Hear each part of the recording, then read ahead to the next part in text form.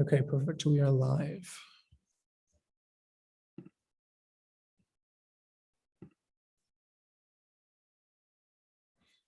Just make sure our subtitles are working.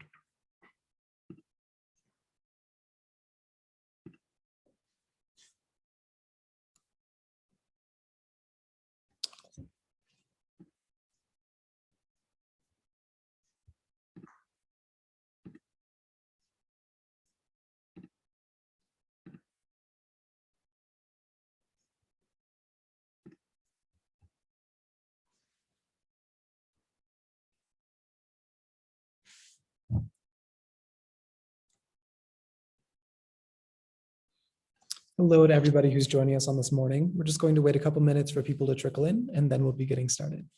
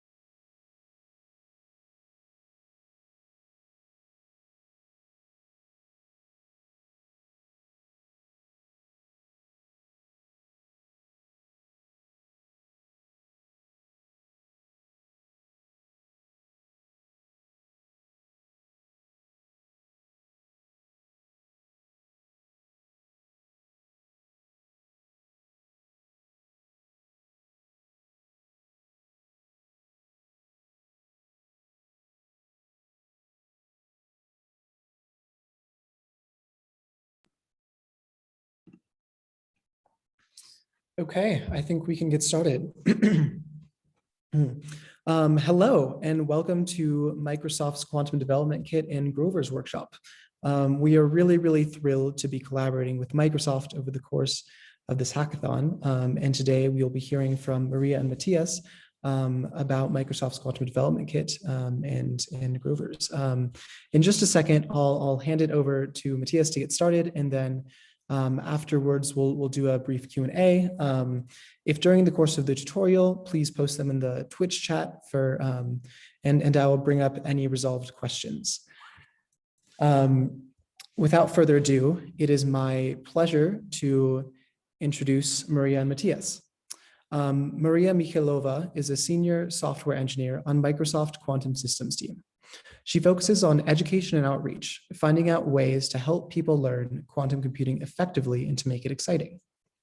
Maria is the original author and maintainer of the Quantum Katas project, an open source collection of hands-on tutorials and programming exercises for learning quantum computing. And she's also the organizer of Q-Sharp coding contest series. Matthias Soken is a senior software engineer in the Microsoft Quantum team. He holds a PhD in computer science from the University of Bremen in Germany and has been a research scientist at EPFL in Switzerland before joining Microsoft. Matthias is interested in concrete and optimized implementations of quantum algorithms to understand what applications can be solved by quantum computers in the future. Please welcome me in welcoming Maria and Matthias. Yeah, thanks, Nikhil, for the nice introduction. And let me just start right away. So today, what I want to show you is how to implement oracles in quantum algorithms. You may have heard in previous talks that oracles play a central role in many algorithms, for example, Grover, in which we will hear more about later in this talk. And these oracles are often given as a black box, some function that you plug into your quantum algorithm, and then the quantum algorithm does its magic by basically applying multiple inputs at the same time to this oracle. But the oracle is given as a Boolean function, but we want to implement it. So we want to run it in our quantum program. So we have to implement it in terms of quantum programming languages. And I want to show today, given some Boolean function, how to get there. So how can we understand how to write the quantum program, and show some examples on manipulating Boolean functions and getting different representations, which allows to go to different implementations. And I'm going to show some Q# codes that implement these Boolean functions. So I will start by some examples of Boolean functions and representations. The Boolean function, the most explicit way to discover Boolean functions by a truth table. So let's start with that. And I'm writing down a truth table for a 4-input Boolean function. It's it has 4 inputs. It's called x4, x3, x2, and x1. And then this function can have like 16 different input assignments. So we have starting with 0, 0, 0, going to all the way to 0. So 1, 1, 1, 1. And let me just briefly add them here. So I write all possible combinations of this function.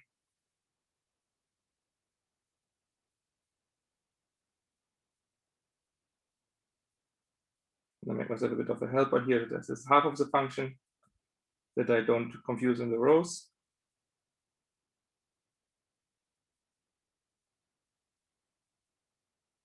And then this first part is always the same. It just depends on the number of variables that you have. So the interesting part of the Boolean function is like what we assign to each of these 16 inputs. And as an example here, I'm taking this function, this like this.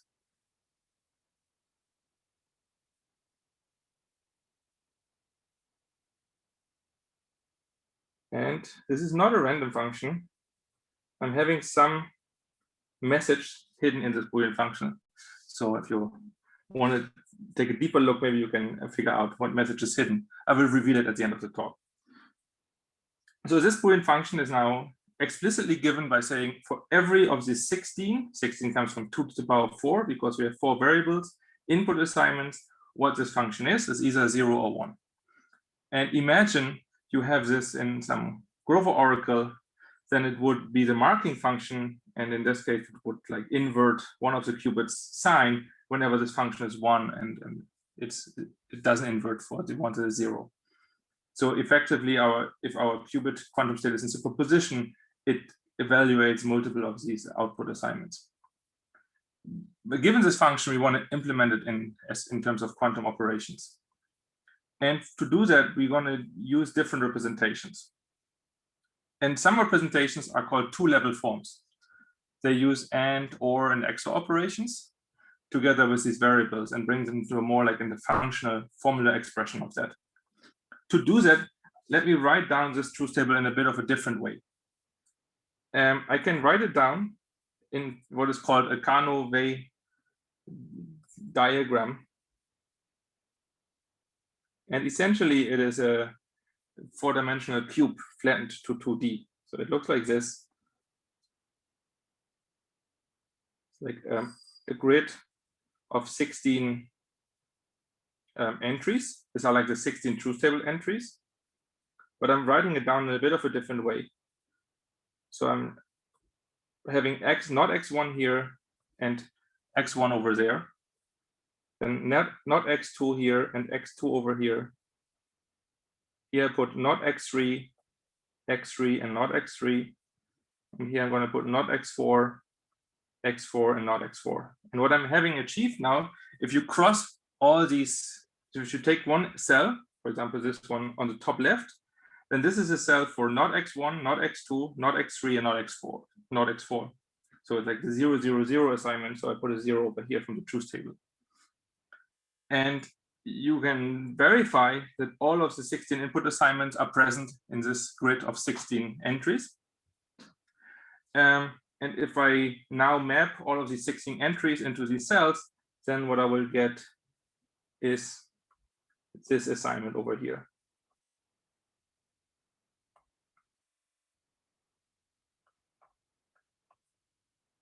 Now it's just still a truth table, essentially. We just written it in a different way. But what I can do now is, what the property of this rectangle, or like this square, is that if I take two adjacent cells, then they always differ in exactly one variable polarity. So let's say, for example, this top two left cells, 0 and 1. They are 0 for x1, 0 for x2, 0 for x4, but they are like one's 0 for x3, but one's 1 for x3. So if you always take any kind of two adjacent of these two, you're going to see that they differ in one variable, but then all three other ones are the same. And if you take 4 neighboring cells, like for example, a square or some 4x1 rectangle, you're going to see that they will be equal in two polarities for two variables, but opposite in other two variables. And then you can do it for 8 and for 16, they differ in everything. So now what we can do, we can find large blocks of entries in which they're all the same value, for example, 1. So let's take, for example, this is a large block in which all the values are 1. So what does it mean? It means that this function is 1 for all these 4 cells, but since we know that they are the same for 2, but they're like all different possibilities for the other 2, we can check what is the case here. And we see they have in common that they're like x2 is 1 and x4 is 0. So we can say our function f is x2 and not x4, or something else that we're going to find next. But we don't need to care about x3 and x1 because it covers all possibilities of x3 and x1 in this 4 ones, because of this, it's a rectangle of size 4. And we can try to find other blocks of size 2 or 4 or 8. Now I'm seeing this block over here, for example, and so I want to do it a different color. So this one over here, and I'm overlapping this with the other one because I'm using OR. And what I'm getting now is x3 and x2. Sorry, yeah. And it's also true for that. And so now I have covered already like 6 out of my 8 ones in this truth table, but I have to cover all of them. And I can check for more. Maybe now I'll take this color. There's a 1 over here, and I'm trying to make these shapes as large as possible, but they have to be powers of 2. So if I would have only taken the 2 ones, I would have also covered them, and I didn't need the other 2, but I make it a bit smaller, this expression x3, x2, by covering the other existing 2 as well. And I can do this with this one over here. But actually, you can think of this as actually a ball.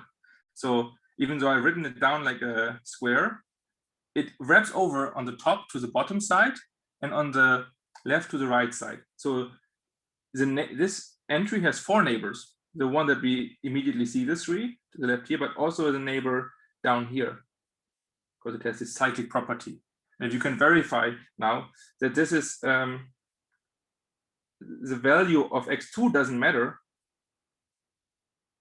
but we're going to have the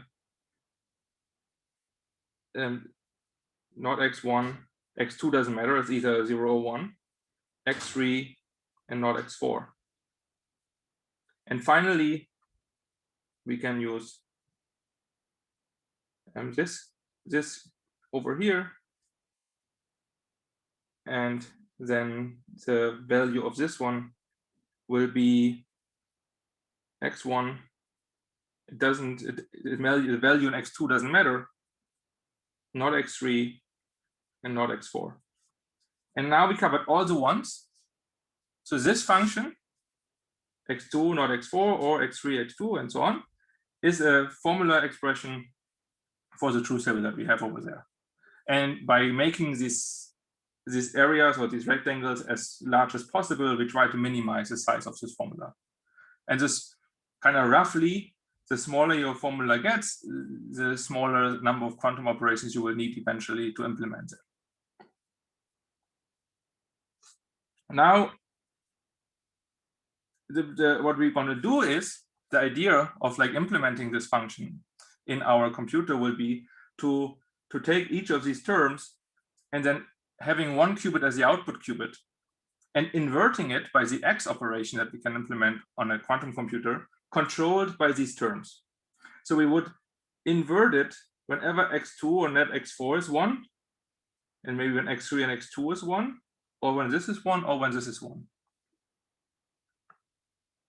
This will not quite work for this representation now, because you can see, like, for example, if this one down here, maybe I can highlight this one, is 1, then 2 of these cubes will be 1. So 2 of these terms will be 1. We would invert, we would apply an X on the target qubit twice, and that is not what it should do. So what we kind of have to do is we only should apply an X once or an odd number of times. So covering the ones, like with overlaps, makes it difficult to implement. So we should kind of avoid this. This is nice to find a small formula. And this formula is called, just to be complete, sum of products, because this OR is a sum and this AND is a product, or SOP.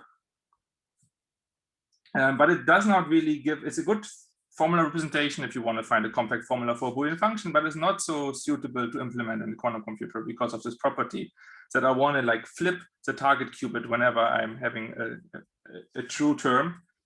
But if I have 2 true terms an even number of times, then I flip it twice and I will bring it back to a 0 position.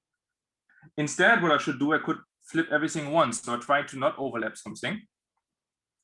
Or I'm kind of like trying to, and I'm going to do a bit smarter, and that's what we're going to try next, is I'm overlapping every one an odd number of times. And I overlap every 0. So I'm allowed to overlap zeros now an even number of times. Because if I hit a 0 and there are 2 terms that are expressing to 1, it means I will apply an X on the target qubit twice, and then it will cancel, it's fine. So if you, for a quantum computer, we need something different. We need something which is called an ESOP, which is an exclusive sum of product, which is the same form, but it uses XOR instead of OR. And we can use similar technique that we use here to find it. So let me draw another of these Carnot Way diagrams. We have 0, 1, 0, 1.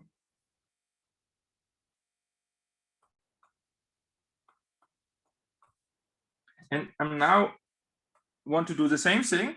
I'm allowed to cover zeros if I cover them an even number of times. And all the ones I cover have to cover an odd number of times. So what I can start with, for example, I can try to cover this one over here.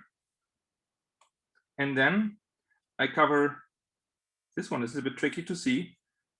But you see, we are allowing neighbors that wrap over. So this is also a cube of size 4. But I have the 0 over here that I have now covered once. But I said if I cover it twice or an odd even number of times in general, then I'm okay. But I can now cover it with this one together. And now I've covered all the ones an odd number of times, and the 0, all the zeros an even number of times, including 0 times for most of them. But this one 0 in the top left corner is covered 2 times. And now I do the same thing again. I'm looking up what are the expressions for these terms. I didn't write down the assignment over here, but it's like we had it before.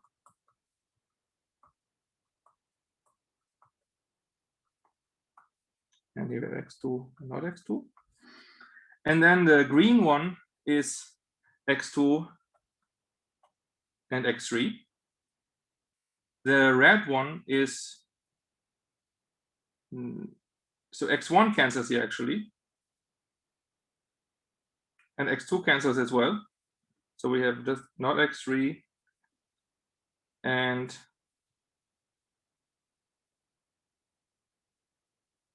not x4.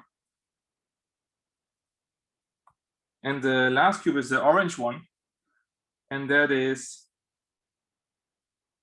not x1, not x2, x3 cancels here, not x4.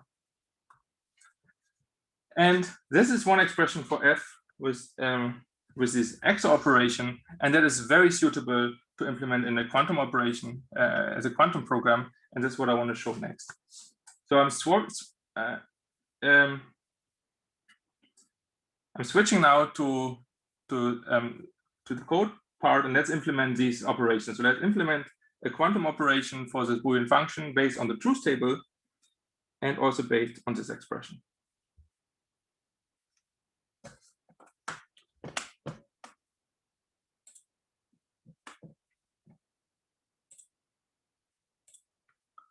So I opened VS Code.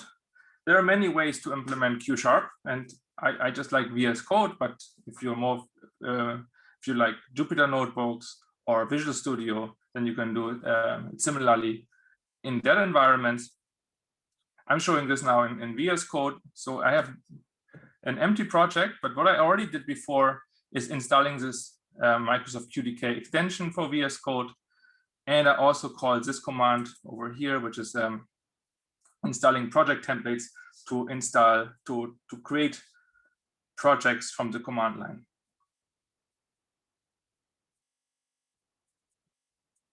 So my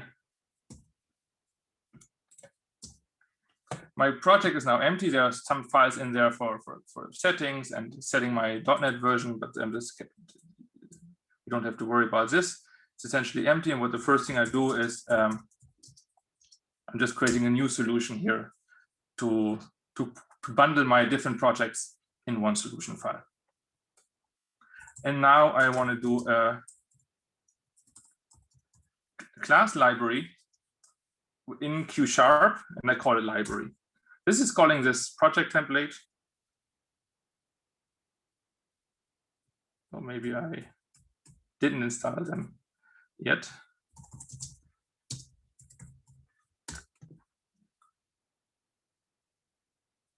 We just install this template, and now it has been created.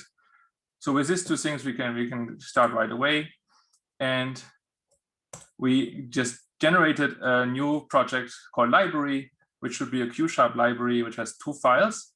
And one is this project file, which basically tells us this is a Q# project, and then a QS file, which is a Q# file in which we can enter our code. And it's already like populated with some functions, but we want to write a new function in here that is implements a Boolean function, and we want to do this based on the truth table. So implements Boolean function based on truth table representation. And what we use as a truth table representation is really just I told you, like, all the things on the left was just all the input assignments. It's the same for every truth table. The thing that is interesting for us is the assignment to F on the right. And this column we write down here as an array of truth values, which is of type bool. So we have a Boolean array for the truth table that has all the zeros and ones, or more precisely true and false, to implement, to specify this Boolean function. And then I have an array of control qubits and a target qubit. And now we just have to implement our function down here. And let's say the first thing I want to do is I want to get the number of variables in this truth table. And now I could do two different things. I could say, okay, the number of variables in this truth table is the length of my control qubit array, because this is like the control qubits I want to apply, and my truth table should have a similar size, right? So I could just assume that this is the case, and maybe just to make sure that it works, make an assertion with this library function called equality fact I, where I say my actual number of truth table variables is truth table, which is like this, the number of Boolean variables inside here. And what I expect it to be is 2 to the power of number of variables. So in case 4 variables, I want to have 16 entries. Number, maybe unexpected length of truth table if this fails. So now I can be sure that from the code going on forward that I have enough truth values in my truth table and that, or I have enough control qubits to apply my truth table to. And what I'm doing now essentially is I want to now invert this target qubit with X target, controlled on all the input assignments that correlate to my truth table. So this is really like not doing anything of the tricks that we did with the Carnot Way diagram. We really like just go so every entry in the truth table, and for every entry that is going to be true, we're going to invert this target bit. This is not the best way to implement it, but it's like a first way to implement it and see to make sure that it works. So we want to do it controlled on an input assignment of the control qubits. So what we do is we go for every, you can, for example, write this to say for every index of our truth table, we're going to check if the truth table is true. Then we want to apply controlled on an integer, which is the index. This is a library function from the Q# libraries. An X operation on the control qubits and apply based on the control qubits. So it's controlled on the controlled, apply an X on the target if the control qubits is in this number state. And it's not like enough to do an if statement and then apply the X on the target. Remember, like our input state for the control qubits may be in a superposition. That means that we apply X in various ways to the target, also in a superposition based on the control qubits. But we only want to do this when our index actually is 1 in the truth table. If I wouldn't have this if statement over here, I would always flip the target qubit. So it essentially would always be 1. So now I want to run this and see if this works. And in order to run this, I should have some kind of like executable project that can call this. This is just a library. So what we can do is we can add it to our solution. And then we can build our solution, but we cannot, we can see if it compiles, but we cannot run it in this way. And one way to run this, and which I find very convenient while implementing new functionality, is doing this in terms of test projects. So this is built, but it doesn't mean that it's maybe correct. So we can call a test project, which is an XUnit project, uses this XUnit test framework, also in Q#, and I name it tests. And I add the library project to this test project that I can use this functionality over here. And now we got a new folder tests. Similarly, again, a project file and the Q# file. Let's have a look into this one, which is already having a test, which is indicated by this test attribute and using the quantum simulator, which is the full state simulator, and allocates a qubit. So let's see if we can test our Boolean function. So the first thing we test, let's test some Boolean function, and I make a smaller Boolean function for now, which is the AND function. Wait. It has 4 variables, sorry, 2 variables and 4 inputs, so 4 outputs, 4 assignments. I mean, like, and that's true only like if both of the inputs are 1 and is false otherwise. So this is like the truth table for the AND function. And now let's try to apply it. So what we need is we need 2 control qubits and 1 target qubit. And now I want to like go for every input assignment in this truth table.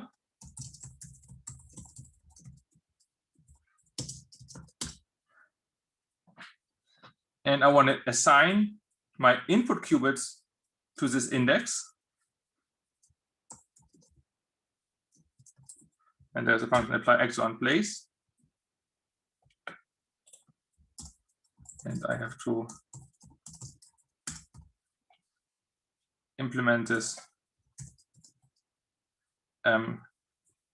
open this arithmetic namespace, and that gets a value which is an integer, so I can take the index, and then it gets a second argument, a target, which is our controls.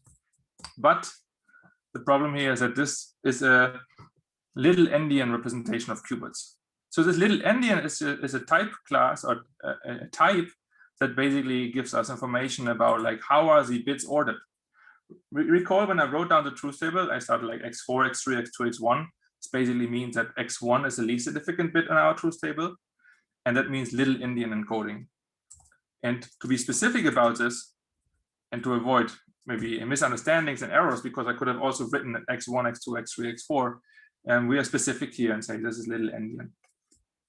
And in fact, what we should do, we should maybe also write little endian here, but I'm doing it later. Let's first implement this. Now I have my input qubits in this state according to the row in my truth table. Now we can call our library function. We should import library, the namespace, just to see it was library inside here. And that gets us input truth table. Sorry, this is end, controls, and target. And that one what I want to do next is I want to uncompute again the control qubit. I should go back to 0 because I want to do it in a for loop over and over again. And afterwards, I'm measuring the target qubit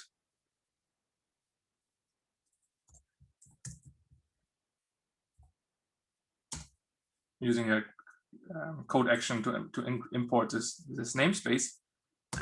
This is measuring our target qubit and also resetting it back to 0. So if it measures 1, we get back a result of 1, and the target qubit is back to 0. So when we do the loop, we're alwa# back in the all 0 state for all the qubits. And this is a result value, but I want to have a Boolean value. So I can use a Q#helper function is result 1. It translates this into a Boolean value. So now result is a Boolean type. And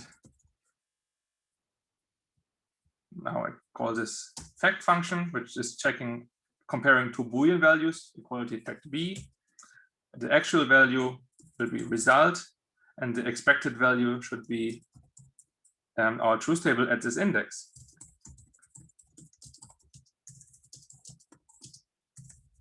I can say for index, so I'm using the string interpolation here that I can enable using a $sign in front of the first quote. So that should be everything. Let's see if this works. We add this test project to the .NET solution file, and then we can just call .NET test from this directory, which then calls all the test projects in the solution, which is only one in this case.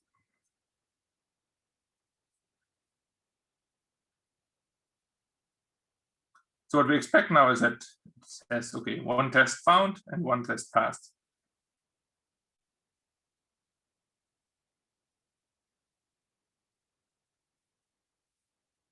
So it found one test file and everything passed. So one test has passed. So our function was correctly implemented.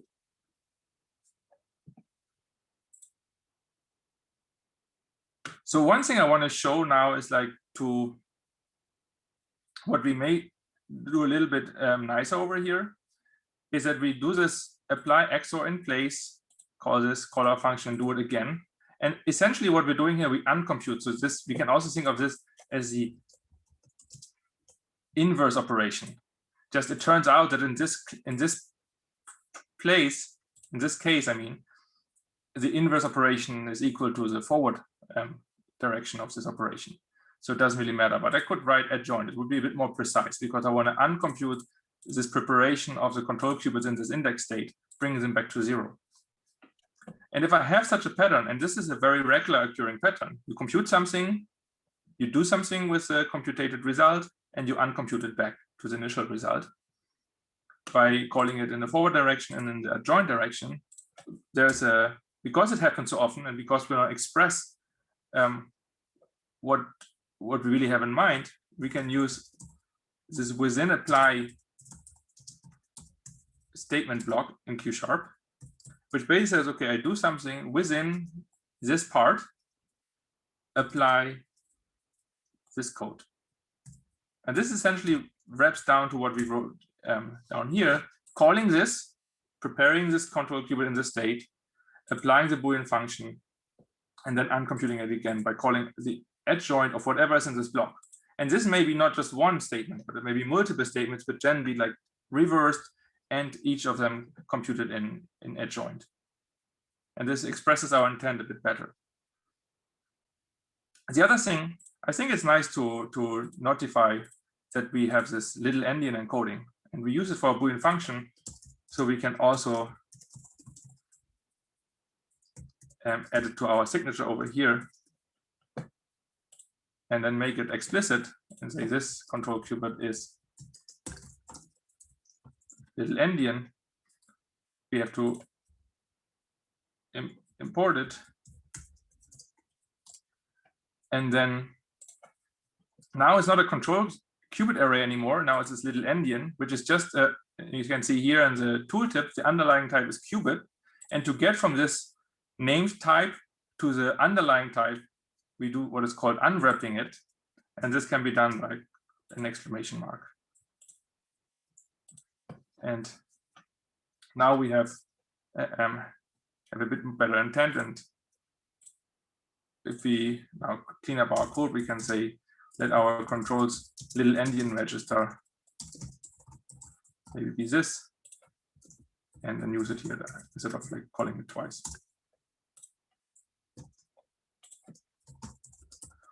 All right. So next, I'm going to show the other way to implement this using this ESOP expression that we had.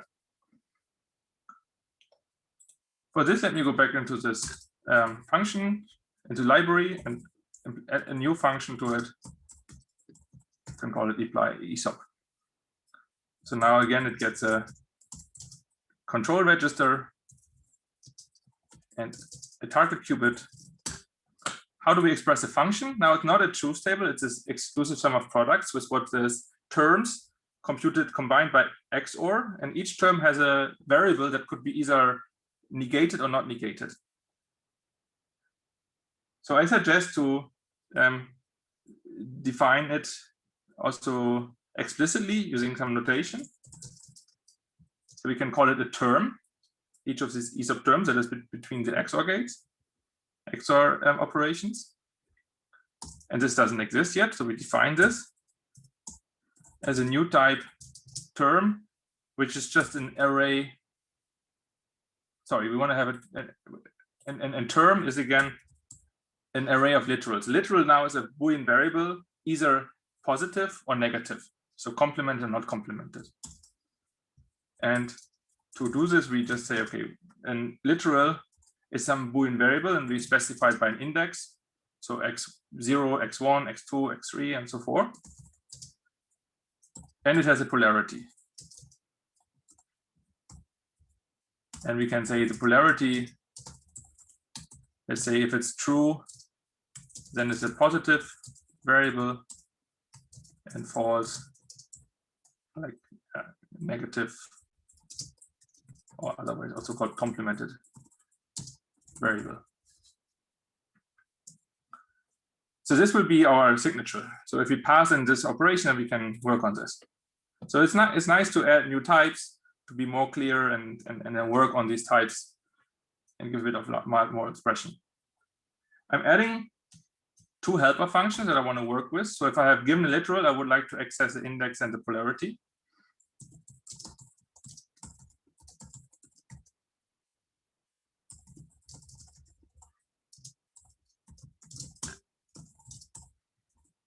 I can just write this, but I want to use this function in a more functional way, and we'll soon see why I'm doing this.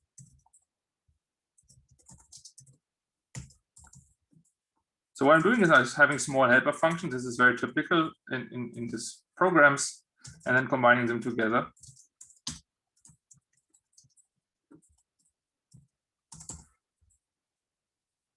And this may be changed in the future to simplify it by having, for example, lambda functions when I have really small functions. And if you want to take a look into what's happening with Q# and where it's state right now, there's a GitHub language repository with discussions on the current state of the language and the future of the language, where you can also participate as a community. But what I want to do here, basically, in this ESOP expression, I told you, like, we want to invert the target qubit for every term. And if we invert it like an odd number of times, it's fine, because it corresponds to the ones in our Carnot Way diagram. And if I invert it the even number of times, it corresponds to the zeros. And it's also fine. So we just want to apply each of these terms. Like, we applied each of these truth table rows whenever it was true. We just apply each of these terms. And what I can do is, for term and terms, I want to put a function apply term onto this controls and target, which I haven't defined yet. So I simplify my ESOP operation by saying, okay, essentially it's just a repeated execution of this apply term function that I have to write. And this is like one single term.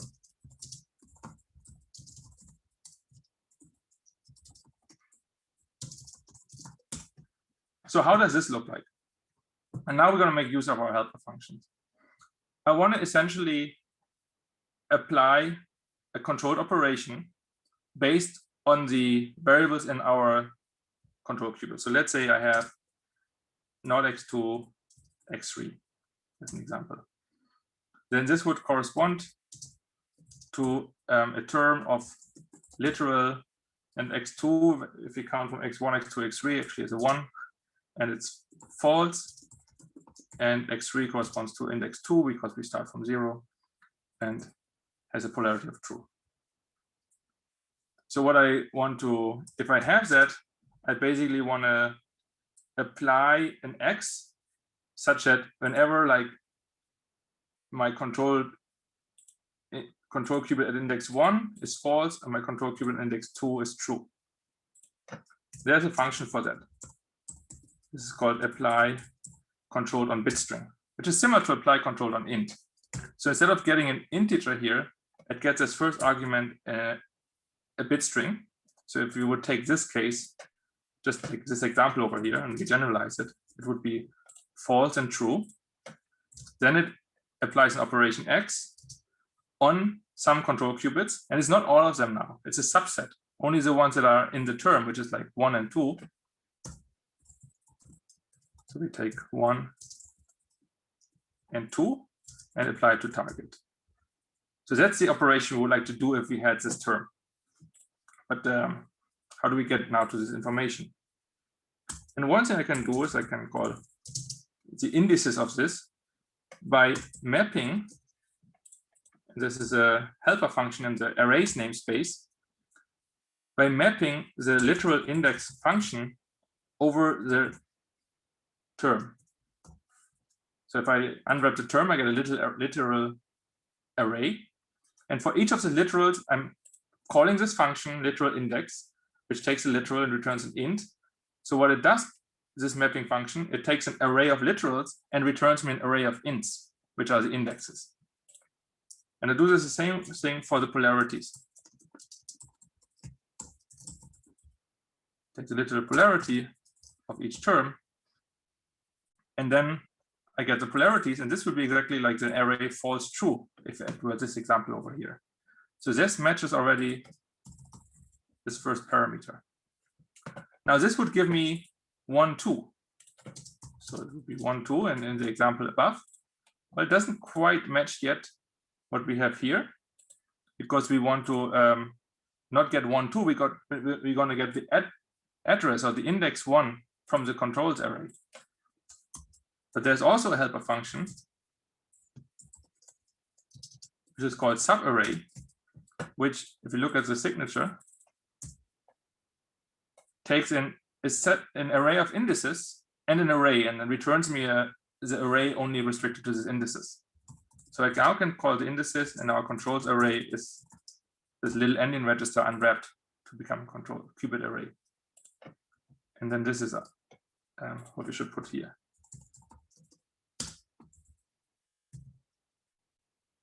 So I just leave this in here as a note, basically. And that's it. So that should work. We have like implemented what it means to apply one term. We apply this term for every term. And one more thing I want to like simplify here, also to express intent, that instead of having just a for loop like here, I like it more like this, where I say, okay, apply this term. And here should be like the term, which we get from somewhere. We have controls and target. We have all our terms. So this applied to each, calls a function that takes a term and then applies it several times. This function doesn't just take a term, it takes term, controls, and target, which was with what is called partial evaluation or partial application of operations. We can take this apply term by assigning only two of the variables that are fixed in every case, leaving one open. Then this expression becomes a new operation that is only having one input, which is a term type. So now it matches this signature, and we can also be a bit more clear what we want to do here, like applying it to each of these terms. So as you can see, now we have like our implementation of apply ESOP, which has some helper functions, but each function is pretty concise and small and does exactly what it should do. So now we want to see if it works. I wrote the code, but it should also be correct. So maybe we can just take our function now from our example. So I can now write all this truth table, but I can also use a helper function again. I can use an int as bool array. This takes an integer number and computes its bits. So if you take the truth table and you read it from the bottom to the top, you can think of it as like a binary number with 16 digits. This binary number, I could now write down with zeros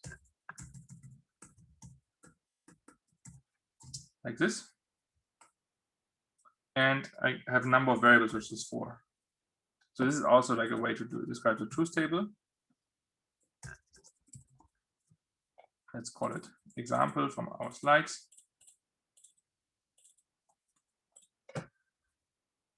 And it has 4 inputs. Sorry, this is the number of bits that we have, which is 16. And we have to explicitly name it because from the number, we cannot necessarily know how many bits we have. So maybe we want to have more bits than the number has digits. And while we write the next code, let's still check if it works. And I also want to write down here the ESOP for this example. And this was now an array of terms. And the term itself was an array of literals. And the first literal was, I'm just copying it now from the notes. It was x2 and x3.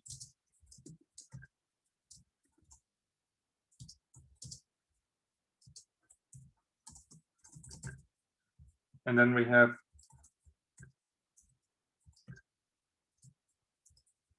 good, it still works. X3 and not x3 and not x4.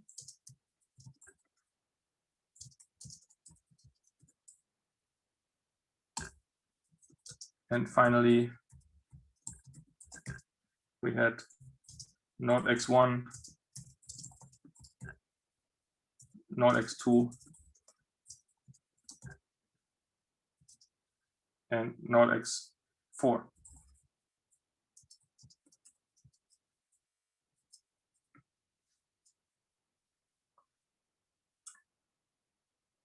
So then this should be applied to this ESOP function.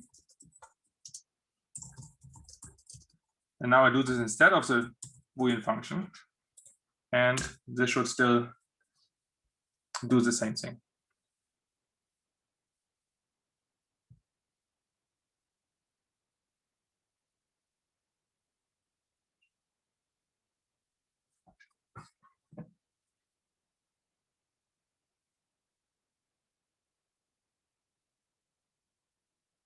And yeah, so this works as well. So now we have two different ways to implement this Boolean function. And now kind of to conclude, let's also write a program in Q#. This is called console template. Now we have another folder in here, which is, again, has a project file and a program. This is something we can run. We add it to our solution file, and we add the library reference to the program that we can use it here. So essentially what it does is adding this project reference. And one can also do it by hand, but the terminal is a bit faster. And what I want to have an entry point, which is being called when I run this program. What I want to do now is I want to run these two implementations of the Boolean function, but not against the simulator that does the full state simulation like we did in our test, but against a resource estimator that counts how many gates are required to implement this operation to understand, okay, which is of the one is better. Now they're doing the same thing, but I want to know, like, yeah, maybe some of them is a bit better to implement in my quantum computer. So I specify the example function directly int as bool array. This is our truth table from the example, but now instead of using binary, I'm using hexadecimal, and that's a hidden message. This function is representing code. I'm also using the ESOP representation that we had. And now maybe I have a parameter implementation that I pass in from the command line. And if my implementation is state 0, then we want to apply this Boolean function operation, which gets as input a truth table, and then we need our controlled qubits.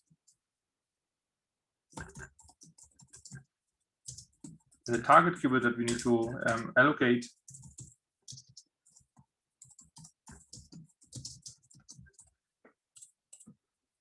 And for little endian, needs an arithmetic namespace. And else, we can say if it's 1, then we do the ESOP.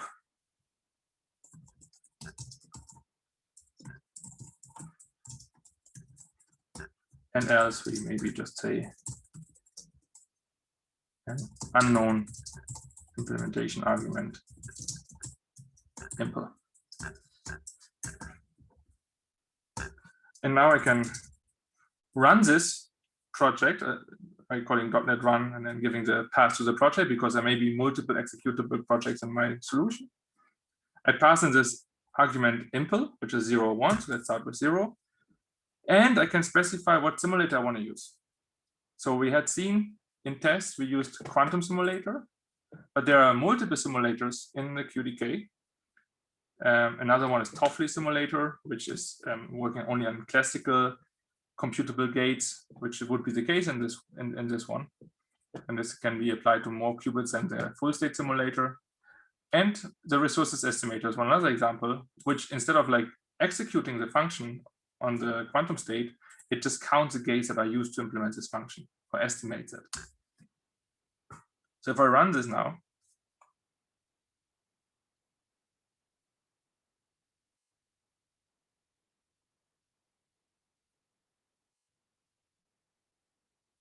so it's already running, it was compiling in the background,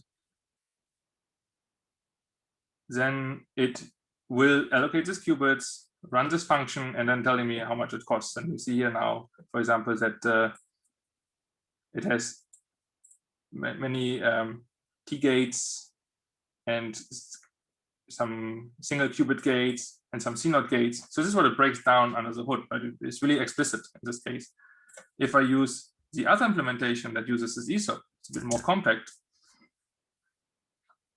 then I hope to get better costs, right? And I do. So I get only like 50 CNOT gates now and less T gates, actually even less qubits. There was this qubit count is 6 and it's 7 over here. So it needs more helper qubits to implement these larger gates. I'm at the end of the time, I had one more different way to implement this function, but I can probably edit. We can maybe find a way to share this code and to share this example and the notes, and then add this other example, a different way to implement this function using Q#, giving to even smaller costs. And we can put this into the example.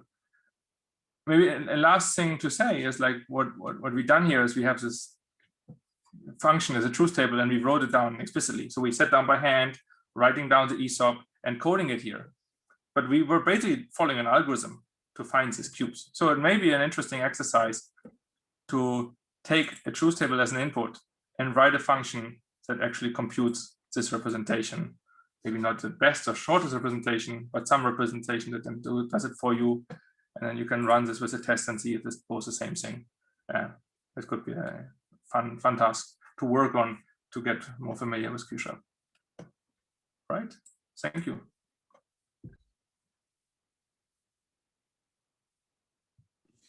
A big thank you to Matthias for this amazing presentation. We did have some questions in the chat, but I think Maria got almost or covered all of them very well. Let's say maybe we can just kind of run over one or two again, just so everybody's on the same page with everything. I think there's Matthias, when you mentioned the little endian encoding, I think there was a little bit of confusion in the chat about kind of what little endian encoding was. If you could briefly explain that. Sure. Let me just go back to the whiteboard here.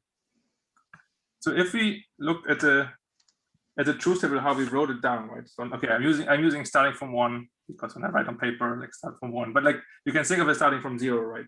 So this is like this is a control qubit at index 0 of my array that I pass. This is my qubit at index 3 of the array, so the last qubit there and there. And this one maps to 0. So I could have just, if I would have just changed the labeling without anything, not changing the truth values, I would just, instead of writing x4, x3, x2, x1, I would write x1, x2, x3, x4, would mean now x1, this variable would be at the highest position of my controls array, so at index 3. So I have this flexibility. How do I, where is my x1? Where's my least significant control qubit and where's my last one? Everything else is kind of fixed with this truth table going from 0, 0 to 1, 1, 1. But this is a flexibility that I have. And if I use this, what I had in the whiteboard, having x4 on the left and then x1 on the right, with little endian encoding. And if I would have it swapped, it's big endian. I think that we can actually see the whiteboard right now. If okay. Really quick. Sorry. This was just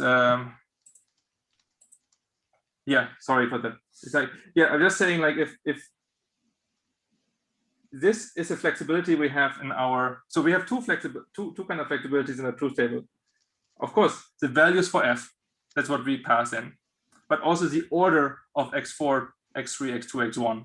If we swap this, that means that x1 is on the largest and the highest qubit in the array. Otherwise, it means it's in the lowest. And that basically just means little endian or big endian. And that leads to a lot of confusion in quantum computing, right? Even if you have circuit diagrams, for example, right? Is the first qubit, does it correspond to index 0, index the last index? And to be explicit about this, you basically have this little endian, big endian. Because there's different conventions and different algorithms, it's really good to be explicit about it. Usually, most of the time, we always use little endian, but sometimes we don't. And then it's really good to be explicit.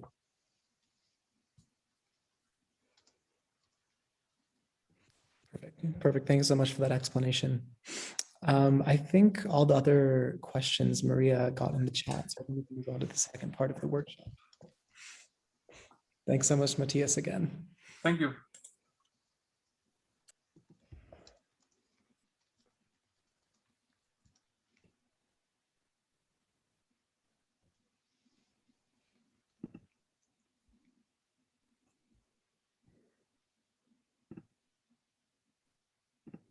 Maria, if you want to start, I think we are all ready for you. Okay, let me share my screen.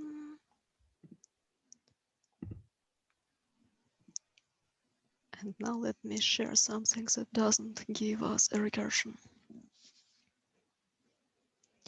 Okay, I'll take it that you all can see my screen, and Matthias will be taking over answering questions in the chat as we go. So hello everybody again. In the second part of today's workshop, I'm going to tell you about Grover's search algorithm, give you a couple more demos of the QDK, and best of all, I'm going to talk a little bit about the challenge we're going to offer you on Saturday. Still no spoilers, but a little bit more information on how to prepare. And after the workshop, we are going to share a nice long list of resources which you can use to learn more about all the things that we talked about. Now, just one warning, we have less than an hour here, and it's not realistic to teach you everything about Grover's search algorithm in that time. When I teach a class, I usually take a whole week for this. What I'm trying to do here is to give you an idea of why we are talking about this algorithm, what are some quirks of its behaviors, and the intuition of how it works. And then implementation, you can look it up in pretty much any resource. Let's go. So to start with, let's do a little about quantum oracles, not the implementation, but the definitions here. So for a classical oracle, an oracle is a black box that gives us a function and allows us to evaluate it without knowing anything about the structure of the function. And usually when we are given an oracle as a black box, it's in the context of a problem in which we want to find certain information about the function by using as few queries as possible. So we usually use the query complexity in such contexts in which we don't care what happens inside the black box and how long it takes. We just care that in one call to the function, to the black box, we get one value of the function out of it. And here is an example of what you can do with this black box model. If you have a function that converts an integer to an integer as a black box, you can find, for example, its minimum value by just querying all the values and finding the smallest one among them. It's not a very interesting algorithm. It shows us the difference in approaches that we have to take when we are given the function as a black box versus when we are given the function as itself, for example, as Python code. If we had a function with Python code that just says that the function equals absolute value of x plus 1, we would know that its smallest value is, well, in this case, it's 2, because the smallest x we can have is 1. If we don't know the source code of f, we cannot take this advantage. And more importantly, we can use this black box model when we talk about algorithms that don't rely on the structure of the function. So generic algorithms, the most general thing you can do. And this is actually how Grover's search algorithm is defined. It does not rely on the internal function, internal structure of the function.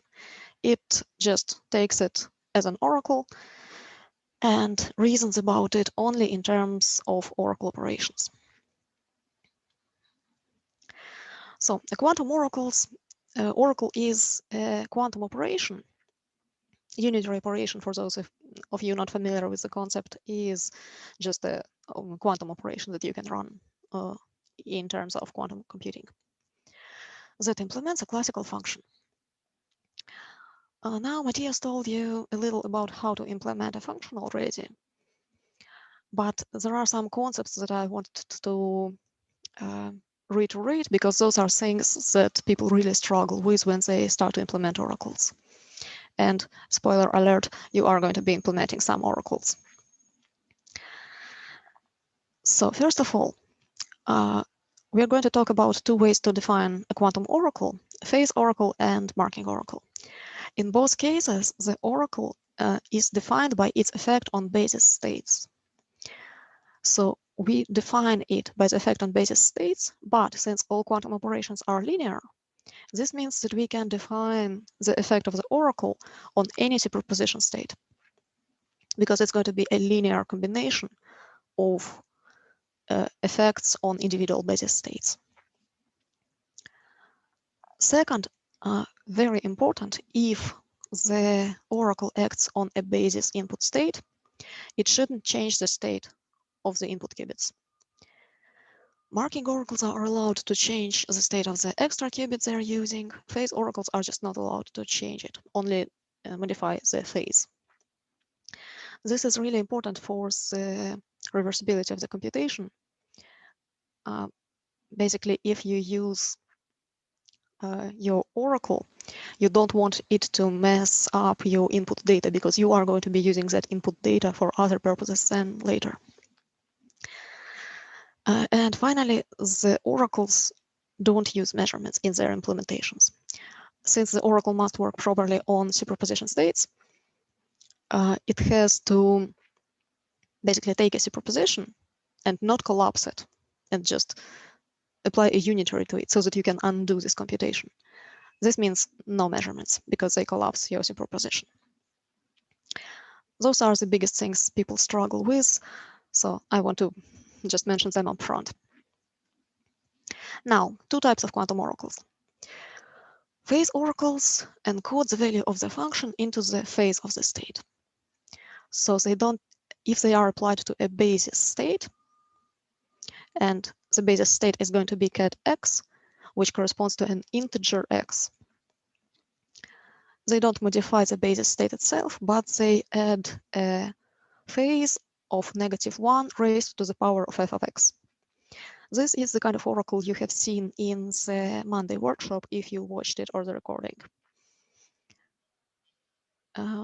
So if the value of the function is 0, the state is completely unchanged. The phase remains the same. If the value of the function is 1, so we want to mark it, the phase is multiplied by -1.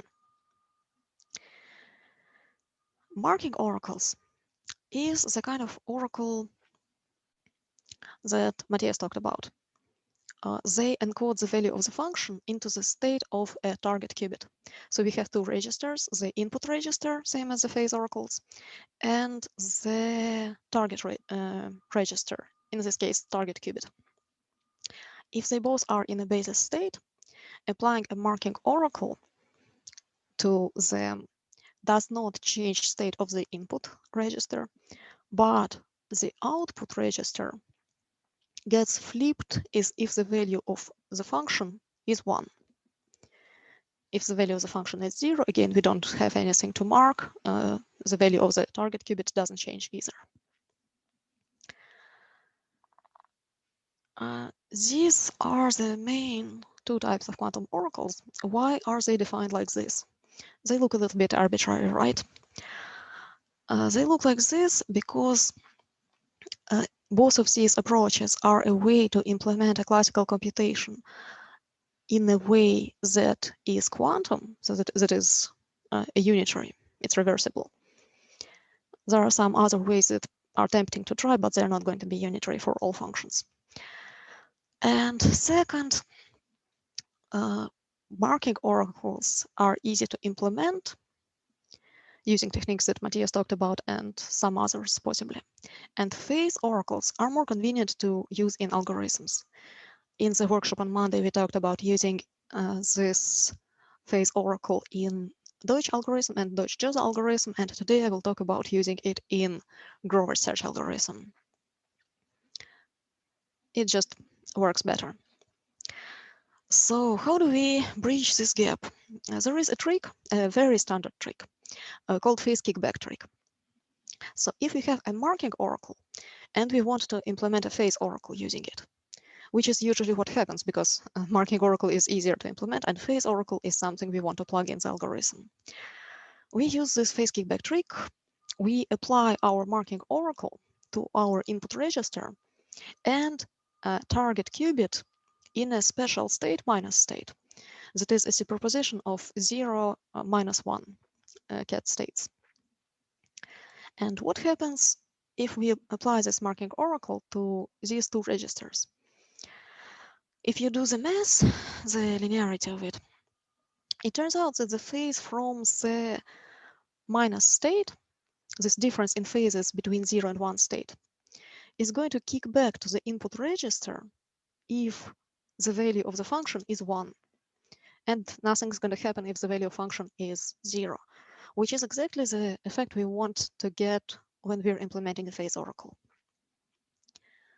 So this sequence of I want to apply the phase oracle to my input register. This means I temporarily allocate an extra qubit. I apply the marking oracle to it, and then I deallocate the extra qubit. This is what is called phase kickback trick. Perfectly standard thing. You're going to see it in a lot of implementations. I just wanted to spend a couple minutes on it because that's a question we got on Monday. Now, let's see how the oracles come into play in Grover search algorithm. But before we can see that, we of course need to know what Grover search algorithm does, right? So the search problem solved by Grover's algorithm is as follows. You are given a function that takes an n-bit input and outputs a single bit, 0 or 1. And you're given this function as an oracle. Your goal is to find any input x such that the value of x, of f of x, is 1 on this input. Now, if you ever heard anything about Grover search algorithm, you probably heard that it's a database search algorithm. This is terribly confusing, and it actually comes back all the way to the time that Lou Grover actually proposed this algorithm. He said that it's an algorithm for database search. But really, if you look at it, at the problem statement properly, it's inverting a function. It's not database search. Now, theoretically, it is possible to squeeze the database search into this function of x, but it becomes very computationally expensive. And this action of implementing the oracle just kills completely any advantage you get from using Grover search. So do me a favor, don't call Grover search database search, okay? Okay, now for simplicity here, we're going to assume that the solution X exists and that it's unique. You can modify Grover search for addressing multiple solutions. It actually becomes easier. You need to search less. But I just want to keep us a little bit on track here. Okay, so why do we want to consider this problem? Well, first of all, it allows us to encode any problem if we know how to check that the given value is a solution for this problem. So, for example, we can define if we have a traveling salesman problem, we can say that f of x equals 1 if x encodes a solution to this traveling salesman problem. If we have satisfiability problem, we say that f of x equals 1 if x satisfies the formula we have. So it's generic enough. It allows us to work with a lot of problems. And on the other hand, this building block allows us to solve other problems. We can build upon it, such as searching for a minimum value among the values of the function. So it's a reasonable problem to look into. Now, if we have a function that is defined classically, we kind of don't have options other than evaluate inputs one by one, right? The worst case scenario, if the solution we are looking for is the last one we get to try, we have to try all the inputs. So that's pretty nasty complexity. Now, of course, classical solutions can be tweaked. So normally when somebody solves a search problem in a classical world, then they are not treating the function f as a black box. This is really important. Usually, when you're solving a problem in a classical world, you take advantage of what you know about its internal structure, which means you can come up with really good solutions. Much better than just trying everything, one thing at a time. Plus, you can take advantage of parallel computation. But if you don't know anything about the internal structure of the function, you kind of have no options other than to just evaluate it one thing at a time. Can we do better with quantum computing? Turns out we can.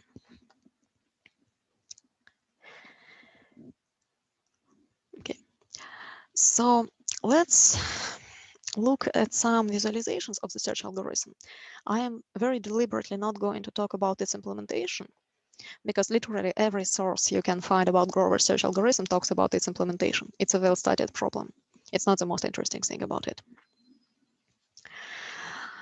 But how does it look like? So the algorithm starts like very many quantum algorithms with an equal superposition of all basis states. And this dark state is the one that is marked, the one we're looking for. The search algorithm itself consists of a sequence of iterations that you apply to this starting state. And then in the end you measure. So very straightforward. Each iteration on its own consists of two steps. First step is applying the phase oracle to mark this marked state. And remember that the phase oracle multiplies the amplitude of the states that are marked by -1.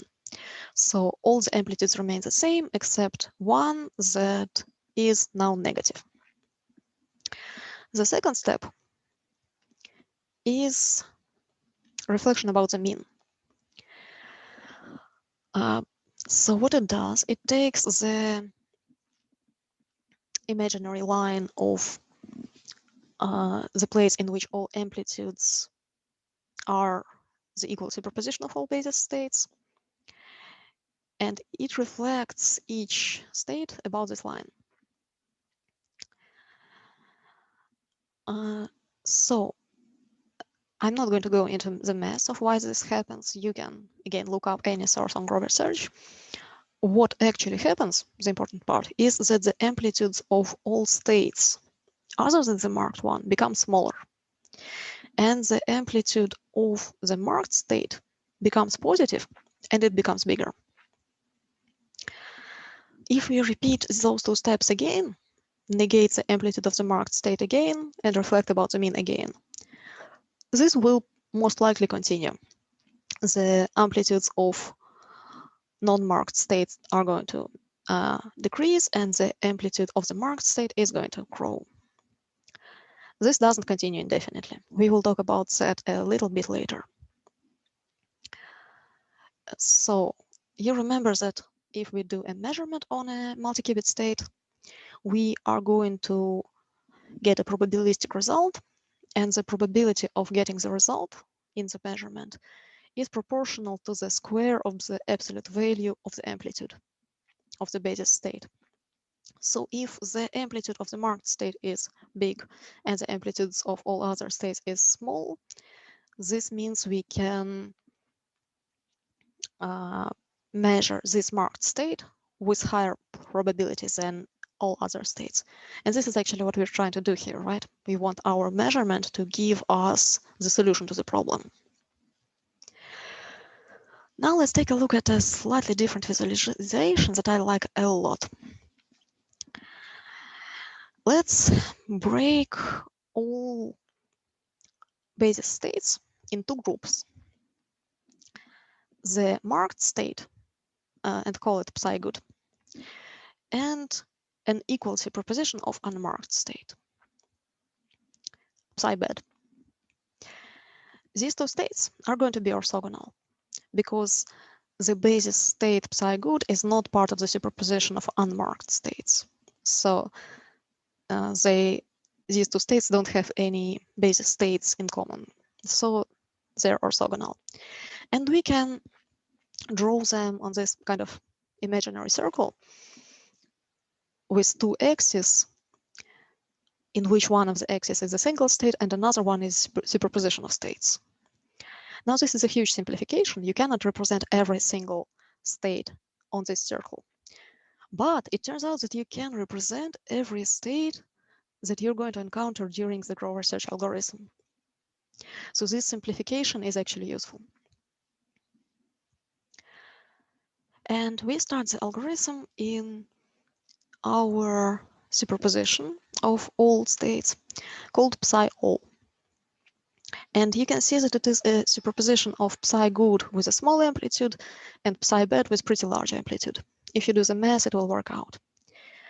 What this means on visualization is that this vector psi all is going to be nearly horizontal. It's going to be very, very close to psi bad if there are a lot of states to look through and just one of them is marked. So it's going to be nearly psi bad. If you measure the system right away, you are going to find one of the vectors from psi bad. Just because this angle between these two is so small, you're much, much more likely to get a result from the non-marked states. But we don't want to measure right away, right? We want to do something clever about it. Because if we measure right away, we haven't even used the oracle. Nothing interesting happened. Let's see what clever things we can do if we use the oracle. Now, first of all, why we are using this circle, it allows us to visualize reflections really nicely, as long as they happen in this plane. So consider the reflection around the horizontal axis or around the vertical axis. Applying the oracle, the phase oracle, you remember what it does, right? It does the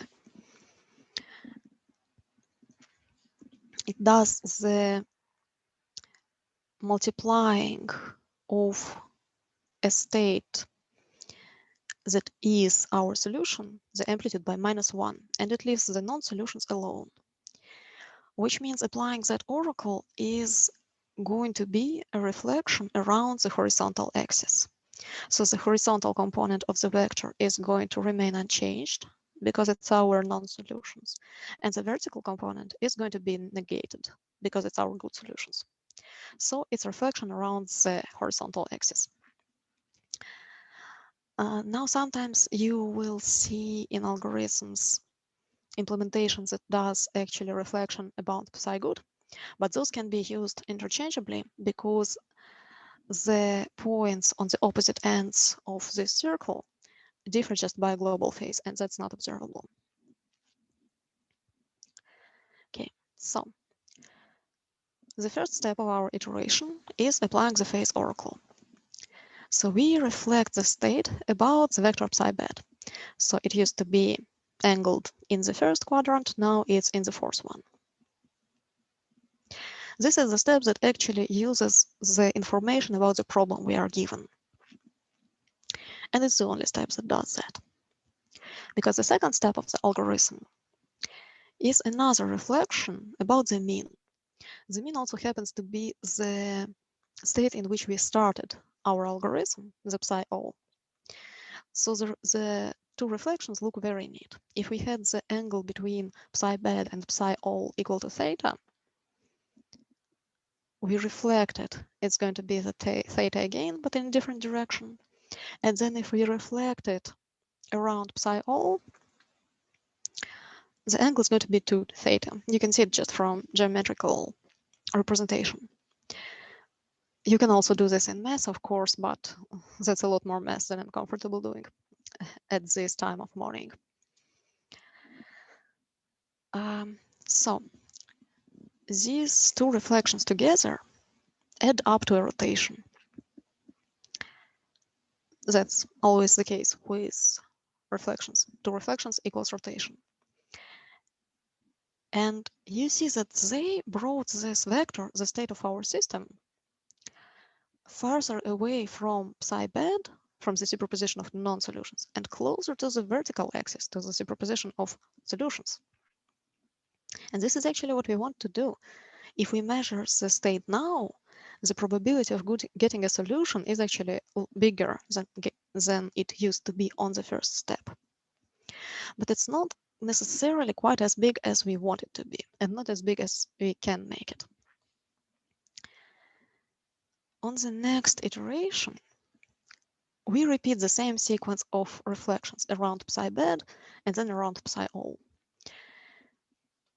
And it turns out that the angle of the rotation that we're doing here is always the same. It's always 2 theta.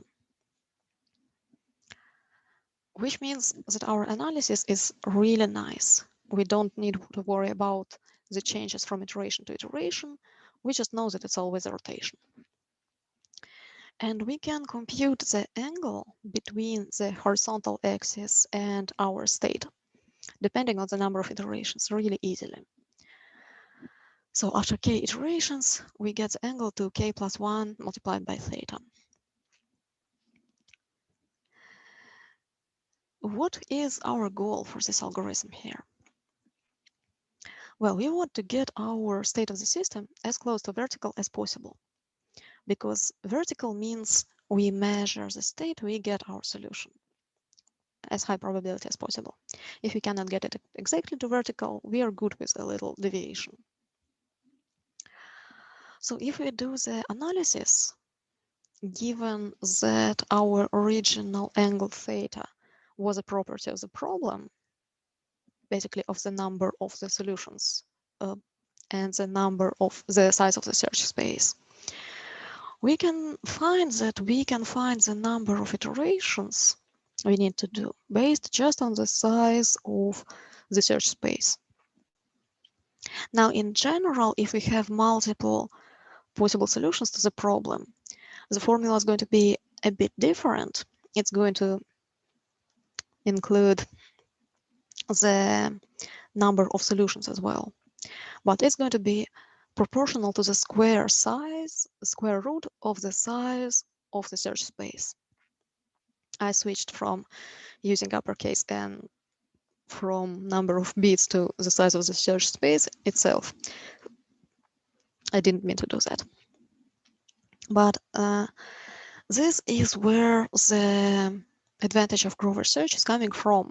If you are doing a classical solution, you have to try the full search space for looking for the solution. Here, you're good with square root of the size of search space. And again, the complexity here is in the number of oracle calls, not in primitive operations.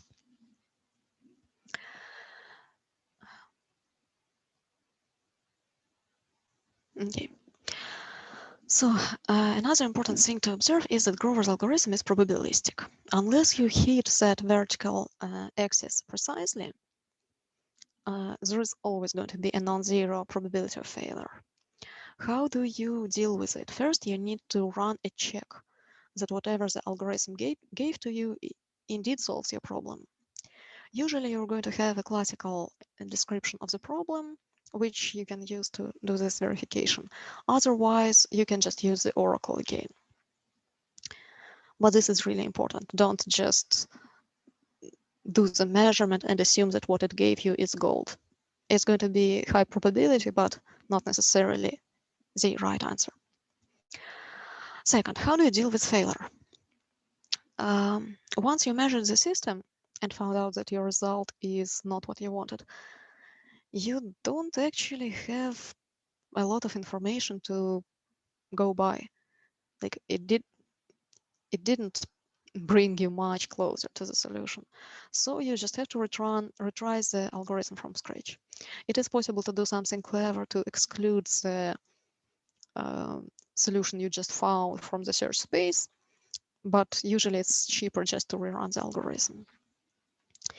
Okay, and I already mentioned that it can be adapted to address arbitrary number of solutions and also to address the case when you don't know how many solutions you have.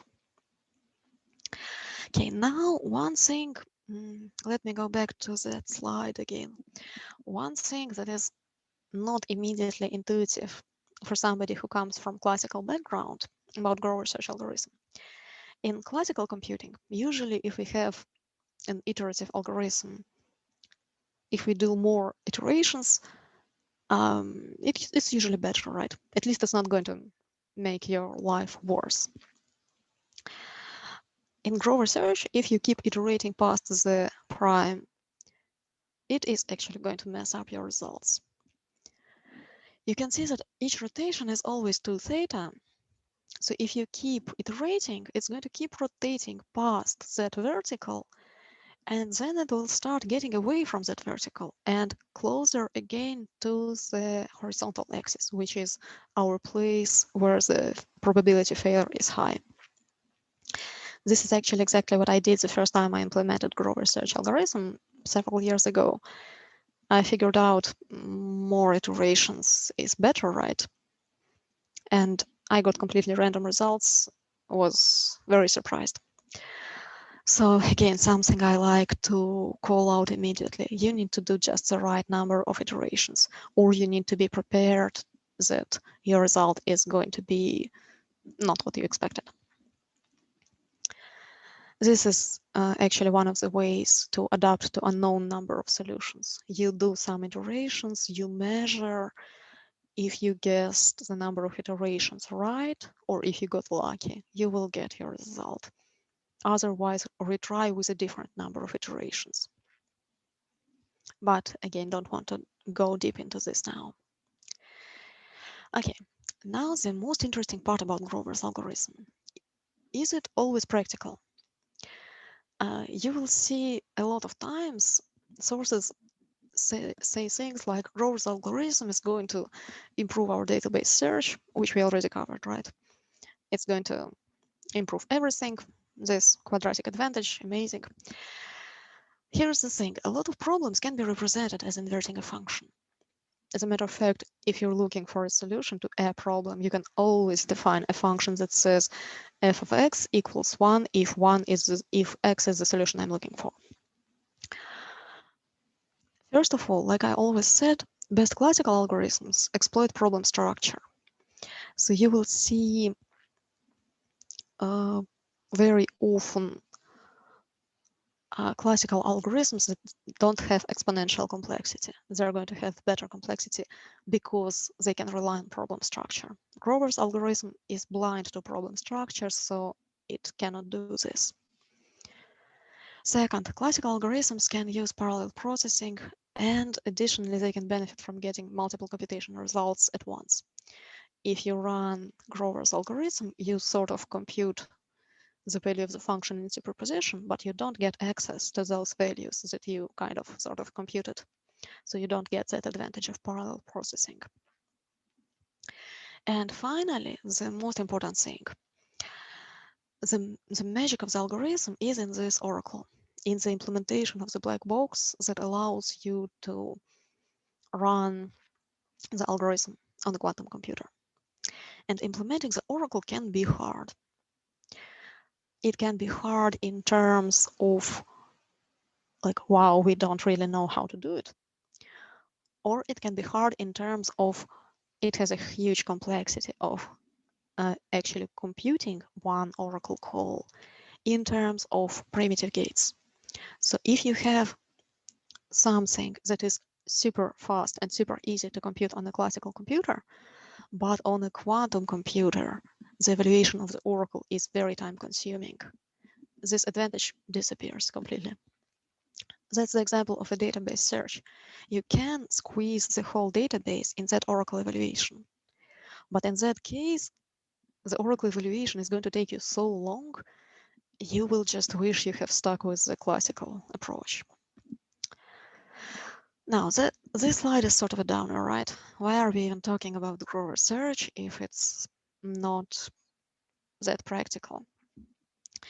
Now, first of all, it's chronologically second major quantum computing algorithm. The first was Shor's algorithm, which kind of kicked off looking into what interesting classical problems can quantum algorithms solve. And Grover search was second. So it has huge historical value. Second, there are problems that don't have efficient classical algorithms.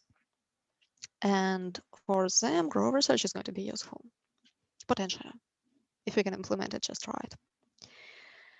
Third, it can be used as a subroutine to speed up other algorithms. So it becomes less of a standalone algorithm and more of one tool in your toolbox, next to things like phase estimation and quantum Fourier transform. And having a lot of tools is good. And finally, it is an excellent educational algorithm. It has the benefit of being possible to kind of sort of explain it in 20 minutes, which is not the case with a lot of quantum algorithms. It also allows us, for the educational purposes, to explain the concepts of oracles, the subtleties of their use in algorithms, and all around extremely useful educational thing. Okay, we are done with this part of the presentation. That's all the theory I was going to dump on you today. Again, we are going to share a lot of resources about how to learn more about implementing oracles, how to learn more about Grover search and implementing it in Q#. So I'm not going to make a stop for this here. Now the second part, and I'm assuming that Matthias is doing a great job answering questions there, so I'm not going to even look there. Maybe in the end of the session, if something is left unfinished. Now, let me switch gears pretty much completely and talk about Microsoft Quantum Development Kit, because this is what you are going to be using for our challenge this Saturday. Okay, one slide overview of the Quantum Development Kit. Quantum Development Kit is basically a collection of tools that you want to use when you are developing quantum applications. Its kind of core component is Q#, a domain-specific language for expressing quantum algorithms. You have seen a bit of Q# code already in the first part of the session. You saw that it doesn't really look like BASIC. Yes, it doesn't. It's been inspired by a mix of languages from Python, C#, F#, that kind of things. It has a lot of constructs of quantum computing built in right into it, so it allows native expression of these concepts, which makes it very convenient when we're writing it. But it aims to be a high-level language. So I'll give you a link later, I promised, to a blog post in which we say we talk about like why Q#, why we figured out that we need to develop that language. Basically, we want to write algorithms rather than just circuits. We don't want to do gate-level programming. We want to have our libraries and our clever tools that help us focus on writing algorithms. Second, there is a bunch of dev tools in the Quantum Development Kit that helps us integrate with development environments such as Visual Studio Code that Matthias showed, Jupyter Notebooks. It allows interop with .NET languages and Python. And generally makes your life as a developer much easier than not having all these nice things. Third, they have multiple simulators in the development kit for running algorithms locally on your machine. So the full state simulator, which is what you are going to be using in the hackathon most intensely, and of course in the preparation for it, that basically pretends to be a quantum system, just a small one, up to 30 something qubits. Resource estimation that Matthias showed to you that allows you to evaluate how complicated the algorithm is and how much resources it takes. Basically the step you want to do before running it on hardware. And third, there are some specialized simulators. For example, TOEFL simulator is really convenient when you're working on oracles. You can simulate much larger systems using it, but with the caveat that you cannot use arbitrary gates. You can only use X gates, C0 gates, and controlled variations of those. So you never get into superposition. You do all your computation sort of classically. Next, there are libraries which are come in two flavors, things that are common patterns for any quantum programs and are just convenient tools to use. Think of it this way: if you want to add two numbers in a classical programming language, it's been probably a couple decades since you would write actual assembly code to do this bit by bit addition, right? Maybe even more than that. You want to just write C equals A plus B and go on with your algorithm. This is what built-in libraries allow to do: abstract away a lot of low-level implementation and do more interesting things using high-level primitives. And there are domain-specific libraries such as machine learning, chemistry, numerics. You are not going to use those in the hackathon. You might find numerics useful, but depends.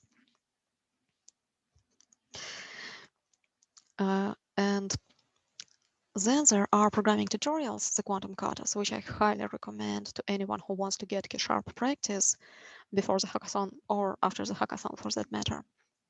They cover a lot of introductory topics in quantum computing as well as more advanced topics.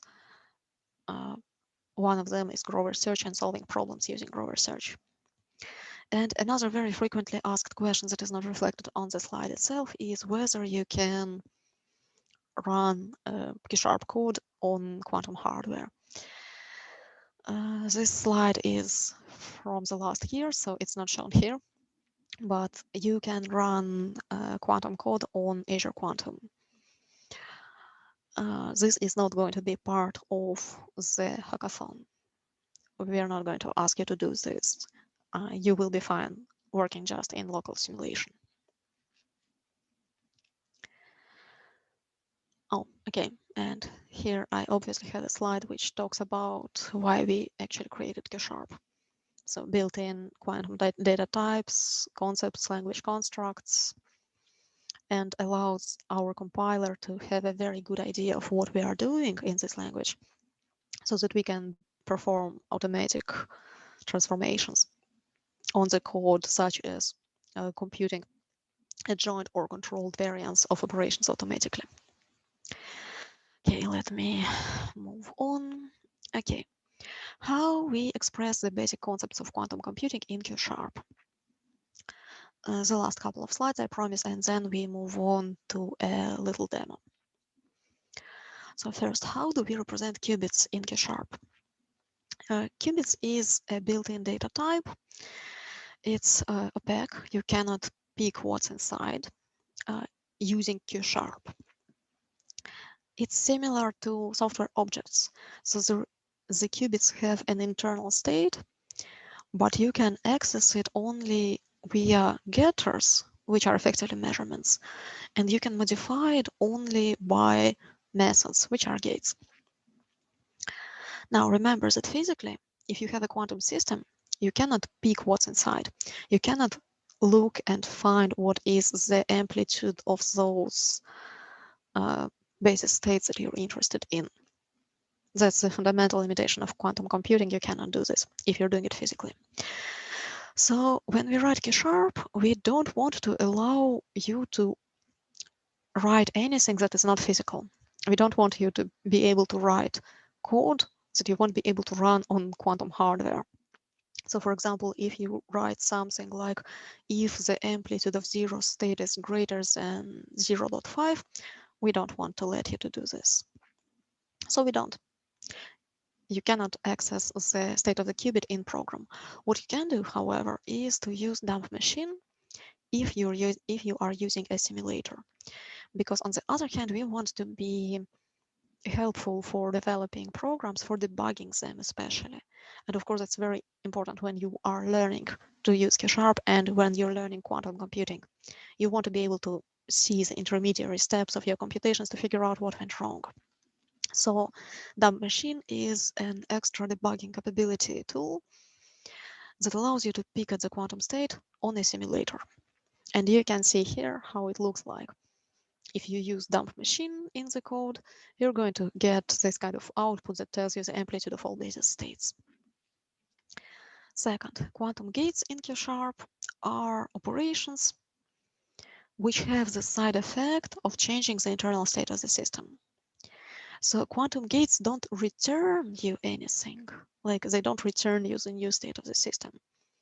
It's just a method that you call on your qubits, and kind of nothing happens except the internal state of the system changes. Again, this matches what we see in a physical system. We apply a gate, we don't see a noticeable result unless we observe the system and get a different probability of measurement, which is what you see here. If we do dump machine, the amplitudes have changed after applying Hadamard gate. And there is a very neat tool called dump operation, which I unfortunately won't have time to show you. But dump operation allows you to take a gate and get its matrix representation. So if you implemented something and you know how it should look like, but you suspect it's not, you can use dump operation and see what's your actual unitary. Third fundamental concept, measurement. Measurement is also an operation on qubits.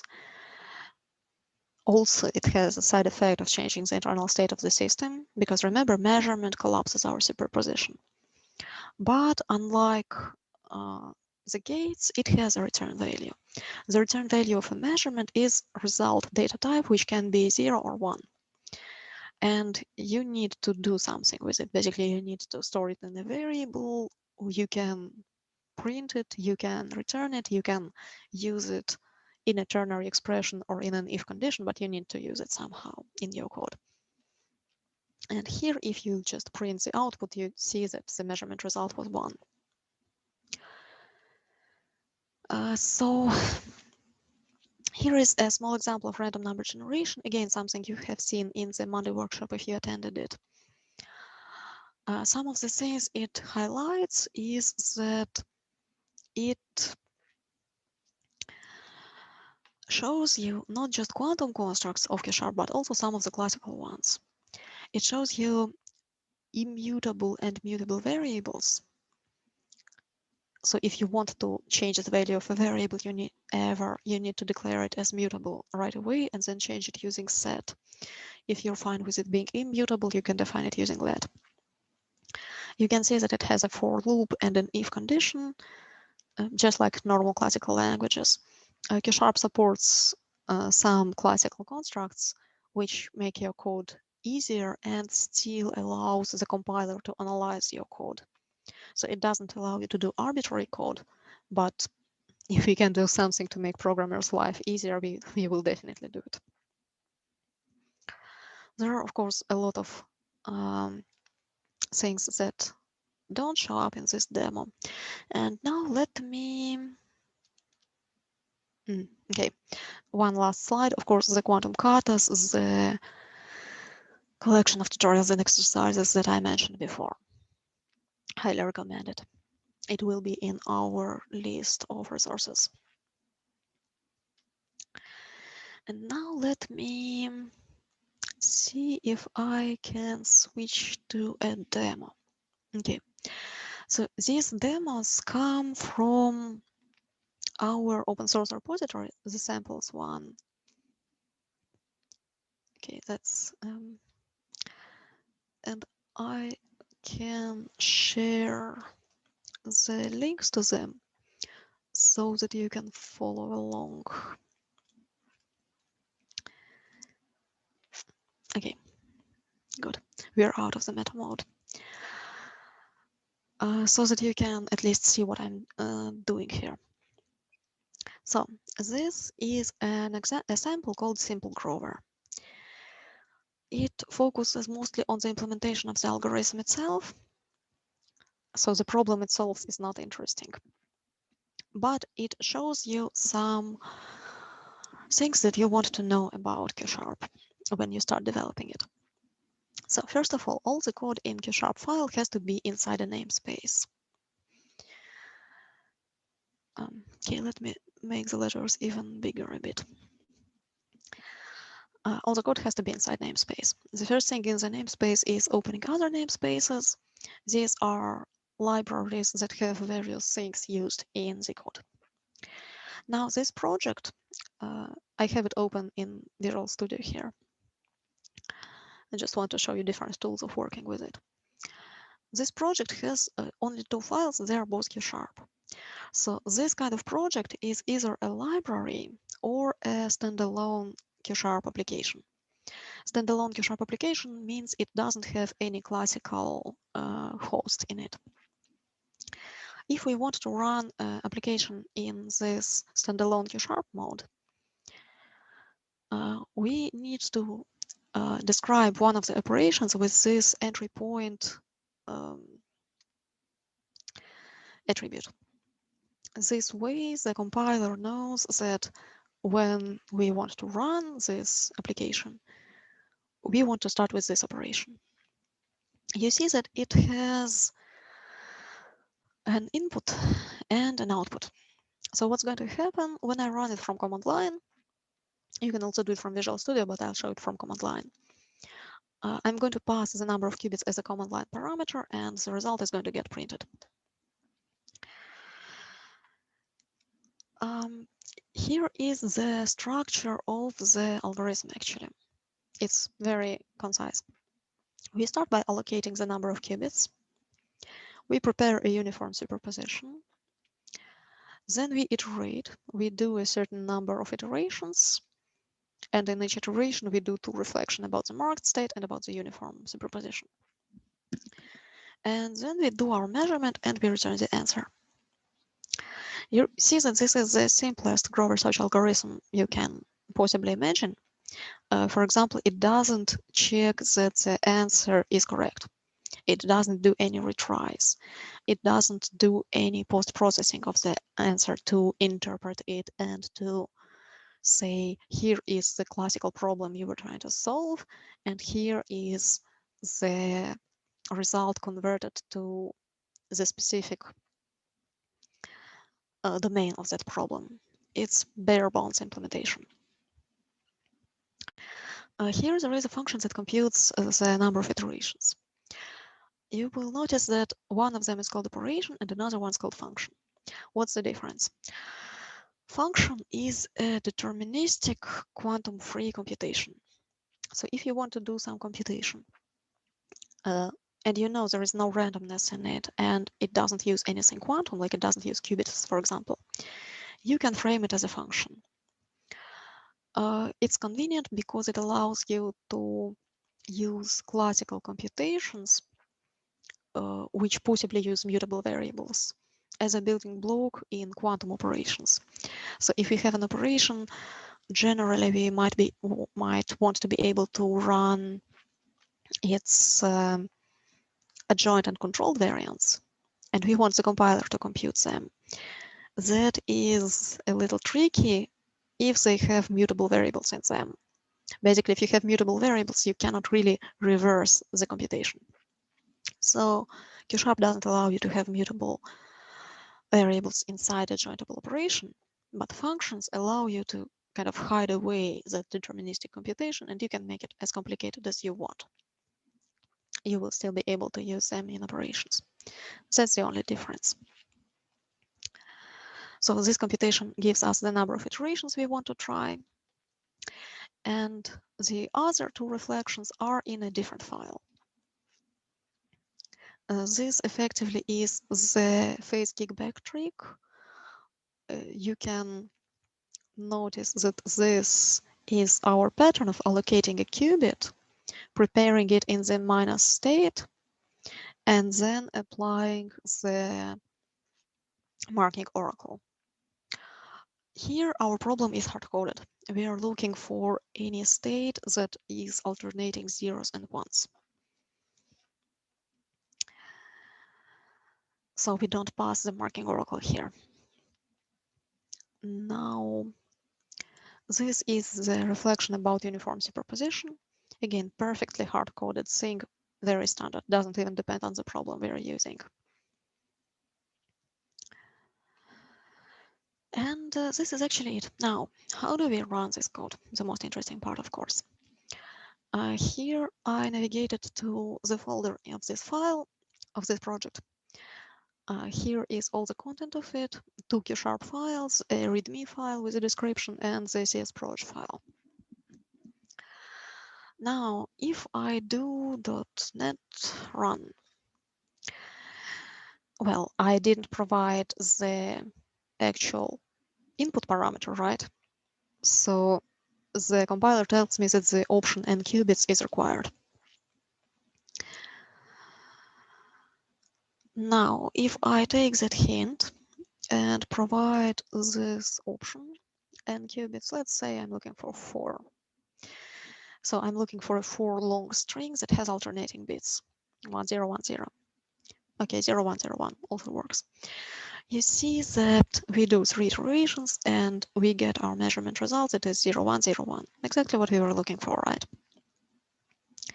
Good. This is the simplest algorithm that just lets you get a little comfortable with what is the structure of the algorithm, what are the blocks in it. But it doesn't address the most interesting part, what problem we can solve using it. For that one, there is another neat sample recently contributed by somebody from the community, actually. That's the second link I sent. The Sudoku Grover sample, which solves a Sudoku using Grover search. It is a fairly elaborate code. It has a fair number of C# code in it, in addition to Q# code. What I want to bring to your attention here is how we structure the program if we want to have classical host for quantum computation. So quantum computing is a coprocessor model. If you want to do anything at all, like get input from user, get input from file or from database, you cannot do it in Q#. You're going to want to do it in a classical language and then prepare the inputs for your problem in the classical language and then pass it to quantum program, get the results it processes and spits out, and then process those results into your result. This is what we have here. So our input is going to be a Sudoku puzzle with some numbers missing. And this is a C# project. You can also use Python as a host. Well, as a matter of fact, you can also use visualbasic.net. I hope you don't. I tried it. It's just don't. The interop with Q# part is fine. It's the Visual Studio. It's the Visual Basic part that I'm struggling with. So here is what the workflow is going to look like. So here we consider the parameters of the program we are using to run. We prepare the parameters here, and we go to another operation called quantum solve, and that's still a C# operation. It's this one. What it does, it takes a simulator as a parameter, So here you need to, okay, somewhere here you need to create a new quantum simulator. That's what you're always going to do if you want to run quantum code. Then you use that quantum simulator and any parameters you want to pass to quantum code. And you're going to use that name of the quantum code .run, and you're going to need to get the result of that. And if we go to Sudoku and look for this solve puzzle building block, you will see that it has several parameters. So you need to pass all those parameters to it.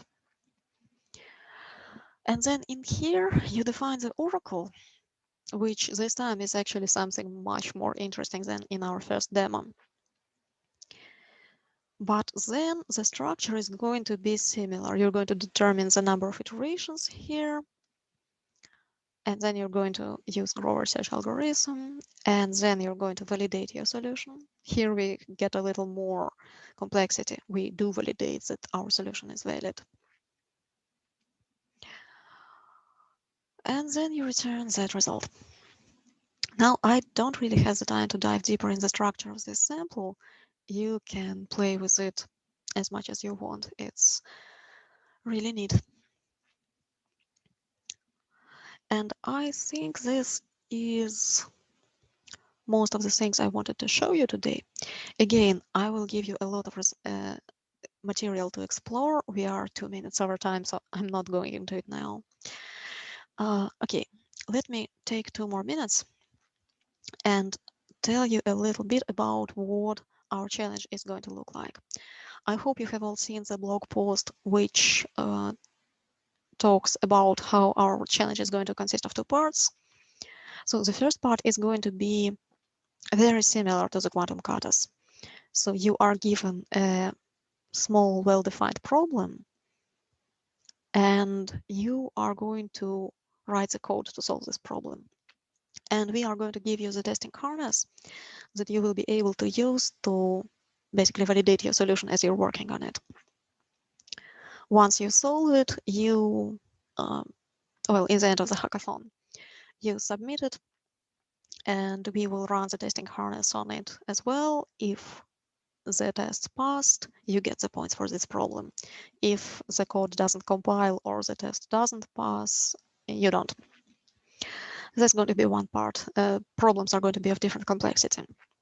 The other part is going to be free-form. We are going to give you a topic which will allow you to work not just on fixed problems, but basically use your creativity. Explore what quantum development kit is capable of, come up with an interesting idea and implement it. And that one is going to be free form, so there are not going to be any tests unless you want to write them. We're going to be judging that using a set of criteria such as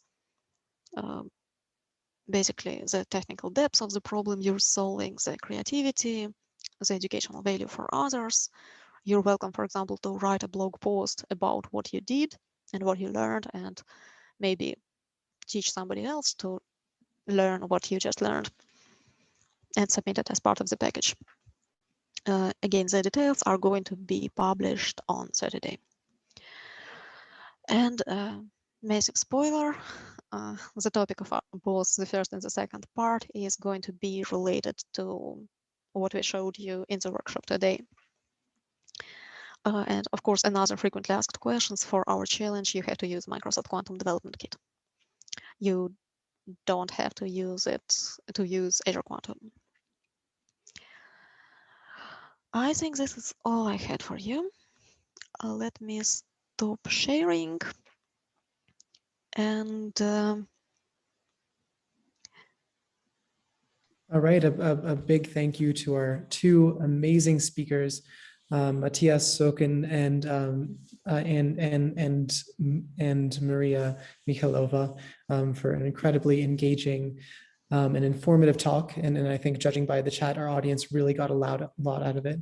That is unfortunately all the time we have for today. If you joined us in the middle of the presentation or couldn't stay for the whole time, a recording will be available on the Quantum Coalition Twitch channel.